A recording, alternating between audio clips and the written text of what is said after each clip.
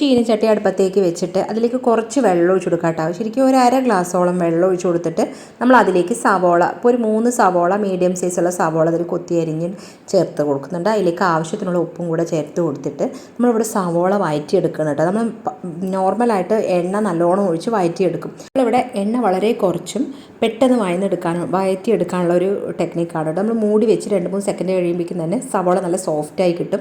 അപ്പോൾ നമ്മൾ അതിലേക്ക് ഒരു വലിയൊരു ക്യാപ്സിക്കവും അതുപോലെ മീഡിയം സൈസുള്ള ഒരു 3 തക്കാളിയും കൂടെ ഞാനിതിലേക്ക് ചേർത്ത് കൊടുക്കുന്നുണ്ട്. ഇപ്പോഴും ഞാനിതിലേക്ക് എണ്ണ ചേർത്ത് കൊടുത്തിട്ടില്ല കേട്ടോ. എന്നിട്ട് മൂടി വെച്ച് അതിനുള്ളിലുള്ള വെള്ളം പൂർണ്ണമായി വറ്റുന്നത് വരെ നമ്മൾ ഇടയ്ക്കിടയ്ക്ക് ഇളക്കി കൊടുക്കുക. എന്നിട്ട് നമ്മളിതുപോലെ കുറച്ച് ക്വാണ്ടിറ്റിയിൽ മാത്രം എണ്ണ ഒഴിച്ച് കൊടുക്കുക, ഇളക്കുക, എന്നിട്ട് നമ്മൾ മൂടി വയ്ക്കുക കേട്ടോ.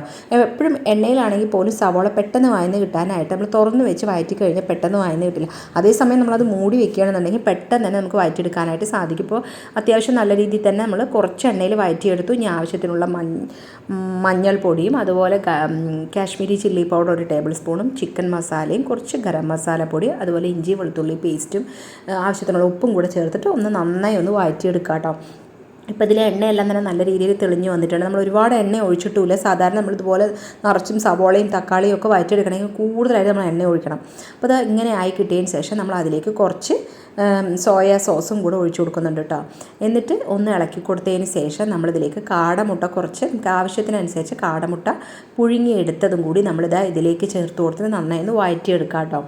സവോളയും തക്കാളിയും ഒക്കെ നമുക്ക് വഴറ്റിയെടുക്കണമെങ്കിൽ കൂടുതൽ നമുക്ക് എണ്ണ വേണ്ടി വരും. ഇതൊരു 2 ടേബിൾ സ്പൂണോളം എണ്ണയിൽ തന്നെ നമുക്കിത് ഇത്രയും നല്ല ടേസ്റ്റ് ആയിട്ടുള്ള മുട്ട റോസ്റ്റ് നമുക്ക് റെഡി ആയിട്ടുണ്ട്. നമുക്ക് ചപ്പാത്തിക്കും ചോറിൻ്റെയും കൂടെയൊക്കെ കഴിക്കാൻ പറ്റും കേട്ടോ. അപ്പോൾ ഞങ്ങൾ ഇതുപോലെ ട്രൈ ചെയ്യും.